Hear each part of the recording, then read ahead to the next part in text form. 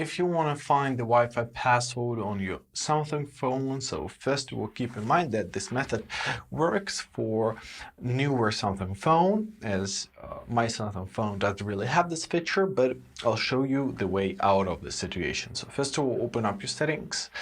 Now choose your connections tab. Choose your Wi-Fi tab, and here locate the Wi-Fi which you're connected to. Now press the gear icon near it. And here, usually if you tap view more on the newer Samsung phones, you'll locate your Wi-Fi password and you'll have to simply tap on it, confirm your password, your phone password if you have one, and basically that's it. It will be visible. However, my model, I don't have this feature, so the way out is by pressing this QR code.